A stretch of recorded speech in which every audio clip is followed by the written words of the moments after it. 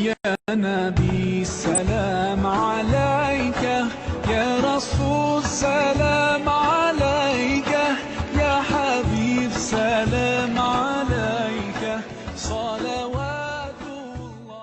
ہمارے معاشرے میں انگنت لوگ ایسے بھی ہوں گے جنہیں نبی صلی اللہ علیہ وسلم کی اولاد کے بارے میں مکمل معلومات نہیں ہیں. بہت سے لوگ تو نام سے بھی واقف نہ ہوں گے. اور کیا یہ افسوس کا مقام نہیں کہ آپ کو رسول اللہ صلی اللہ علیہ وسلم کی اولاد کے بارے میں بھی معلومات مکمل نہ ہوں؟ اگر کوئی آپ سے پوچھ بیٹھے کہ نبی صلی اللہ علیہ وسلم کے کتنے بیٹے اور کتنی بیٹیاں تھیں اور آپ نہ بتا سکیں تو کیا آپ شرم سے پانی پانی نہیں ہو جائیں گے؟ اس سے یہ کہیں بہتر ہے کہ آپ کو اولاد النبی صلی اللہ علیہ وسلم کے بارے میں سیر حاصل معلومات ہوں، تاکہ ایسا وقت آنے پر آپ مکمل اعتماد کے ساتھ مخاطب کو جواب دے سکیں. تو آئیے سنتے ہیں اولاد النبی صلی اللہ علیہ وسلم. رسول اللہ صلی اللہ علیہ وسلم کی اولاد کی تعداد میں اختلاف پایا جاتا ہے. متفق علیہ روایت کا خلاصہ یہ ہے کہ آپ کی اولاد کی تعداد 6 ہے. قاسم، ابراہیم، زینب، رقیہ، ام کلثوم اور فاطمہ رضی اللہ عنہ. لیکن معروف سیرت نگار ابن اسحاق نے 2 اور صاحبزادوں کا بھی نام لیا ہے، طاہر اور طیب. ایک قول یہ ہے کہ اعلان نبوت کے بعد آپ کے ہاں عبداللہ پیدا ہوئے، انہیں طیب و طاہر کا نام دیا گیا. لیکن ایک قول یہ ہے کہ طیب و طاہر عبداللہ کے علاوہ تھے. بعض سیرت نگاروں نے مطیب اور مطہر نامی 2 بیٹوں کا بھی ذکر کیا ہے. بہرحال اس بارے میں تمام اقوال کو جمع کرنے سے یہ معلوم ہوتا ہے کہ آپ کی اولاد کی تعداد 11 ہے، جن میں سے 7 صاحبزادے تھے اور 4 صاحبزادیاں تھیں.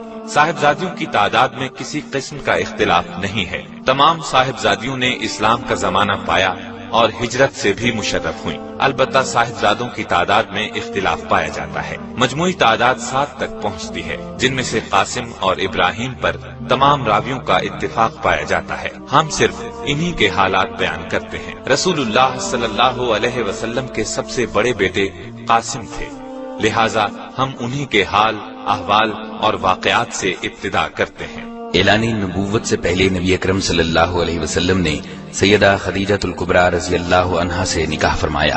ان کے بطن سے سب سے پہلے آپ کے ہاں قاسم پیدا ہوئے، جو نبوت سے 11 برس پہلے پیدا ہوئے.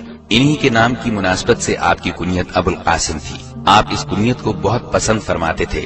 صحابہ کرام رضی اللہ عنہم بھی عموماً آپ کو ابو القاسم ہی کہتے. ایک دن نبی صلی اللہ علیہ وسلم بازار سے گزر رہے تھے کہ پیچھے سے کسی نے یا ابو القاسم کہہ کر آواز دی. آپ نے مڑ کر دیکھا تو اس نے کہا، میں اس نام کے کسی اور شخص کو پکار رہا ہوں. تو نبی صلی اللہ علیہ وسلم نے فرمایا، کوئی ابو القاسم کنیت نہ رکھے. قاسم کے متعلق کہا جاتا ہے کہ یہ 2 سال زندہ رہے. ایک قول کے مطابق 1.5 سال اور ایک قول کے مطابق اتنے بڑے ہو گئے تھے کہ چلنا پھرنا سیکھ لیا تھا.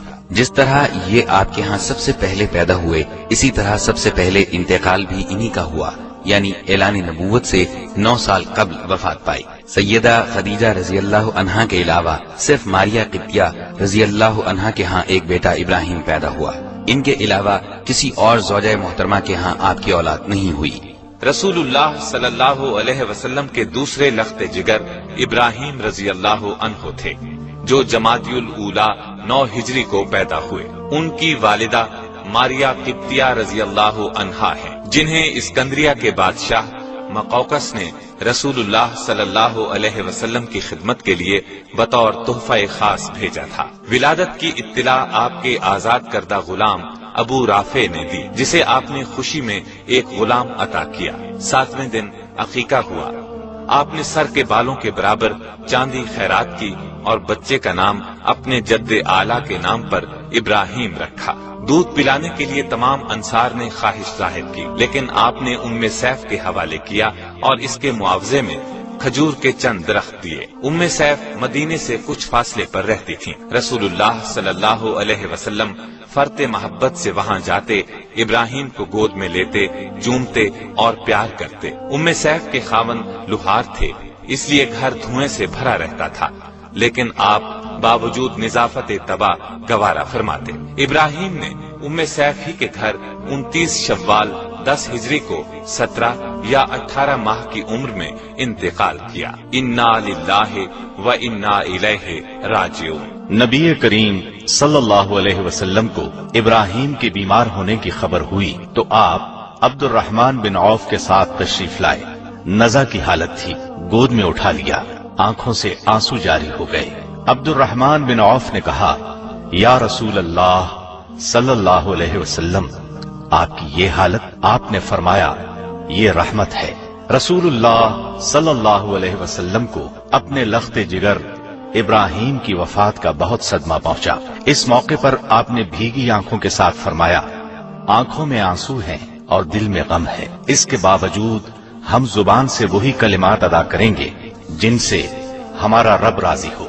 नीज आपने फरमाया, बेशक इब्राहिम के लिए जन्नत में 2 दूध पिलाने वालियां हैं जो उसकी रिज़ात मुकम्मल करेंगी। अहले अरब का ख्याल था कि जब कोई बड़ा शख्स मर जाता है तो सूरज और चांद में गहन लग जाता है। इत्तेफाक से जिस रोज इब्राहिम रज़ियल्लाहु अन्हु ने वफात पाई, सूरज में गहन लग गया। लोगों में मशहूर हो गया कि ये उनकी मौत का असर है। नबी सल्लल्लाहु अलैहि वसल्लम को मालूम हुआ तो आपने फरमाया, सूरज और चांद अल्लाह की निशानियों में से हैं, किसी की मौत और पैदाइश की वजह से उनमें गहन नहीं लगता। रसूलुल्लाह सल्लल्लाहु अलैहि वसल्लम ने अपने लख्ते जिगर इब्राहिम की खुद नमाज जनाजा पढ़ाई और उस्मान बिन मज़ऊन रज़ियल्लाहु अन्हु की कब्र के मुत्तसिल दफन किया। कब्र में फज़ल बिन अब्बास और उसामा रज़ियल्लाहु अन्हुमा ने उतारा। आप कब्र के किनारे पर खड़े थे। सब्सक्राइब कीजिए हमारे चैनल और दबाइए बेल का आइकन ताकि आपको रेगुलर नोटिफिकेशन अपडेट्स मिल सके। या नबी सलाम अलैका।